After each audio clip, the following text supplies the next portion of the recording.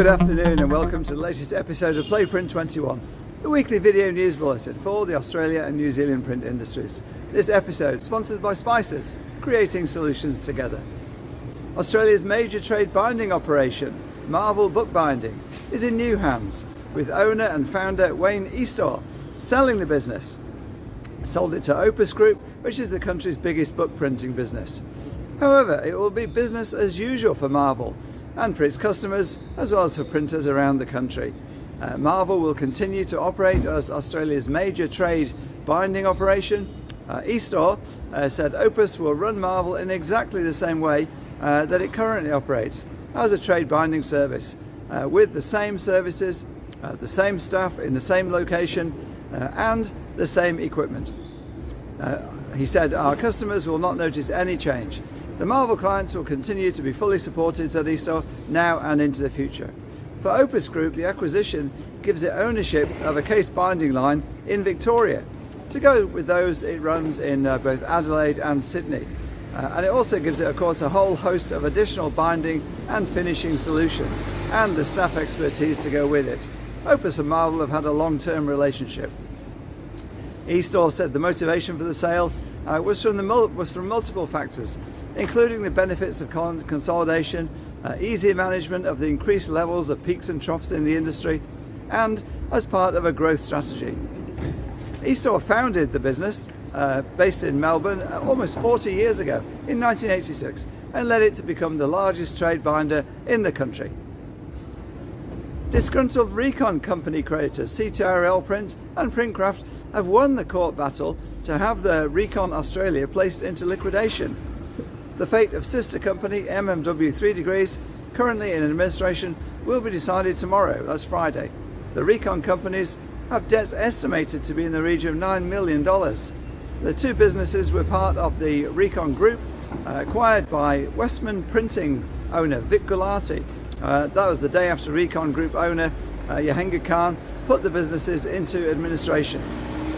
Gulati was aiming to reboot the businesses by having both of them put into a DOCA, which would, of course, have parked their debts while a schedule of repayments at a certain cents in the dollar level, agreed with creditors and over an agreed timeline, was to have been worked out.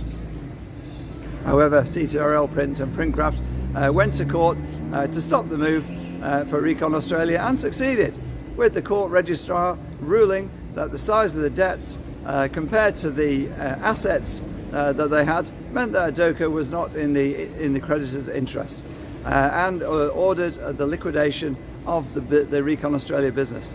Mail Marketing Works, the company name of MMW 3 Degrees, which is currently in voluntary administration, is insolvent. That's at least according to the administrator, who says it should be liquidated.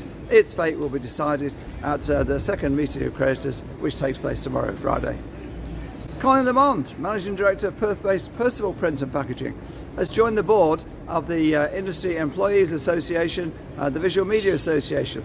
The highly regarded Lamond succeeds Stuart Fish from West Australia. He's Managing Director of the Label Factory, and of course he's now the Director for West Australia. Rodney Frost, CEO of the Lamson Group, he's already a board member. He will become the new Deputy President of the VMA, Deputy to Kevin Pidgeon, who's President. He will also become the NSW representative, moving from having responsibility for South Australia. Sydney-based Next Printing beat competition from around the world to take the FESPA Global Display and Packaging on Paperboard Gold Award for its Barbie at Grilled activation with Bastion display. Imagebox and Cactus also won the awards. They took home silver awards. Next, Romeo Sonori received the award in Berlin at the FESPA Global Expo.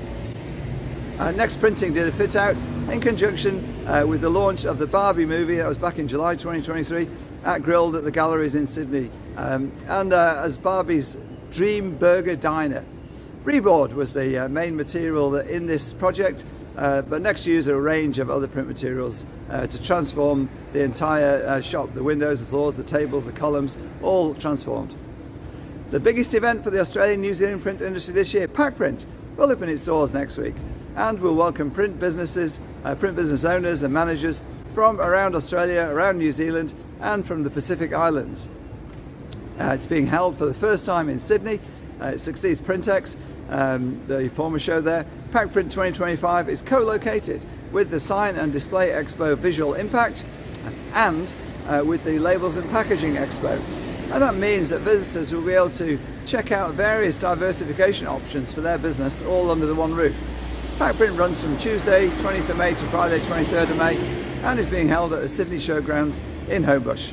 That's the location of the acclaimed Sydney Olympics, of course. And there's plenty of parking there, train connections to Sydney, and several food and beverage facilities.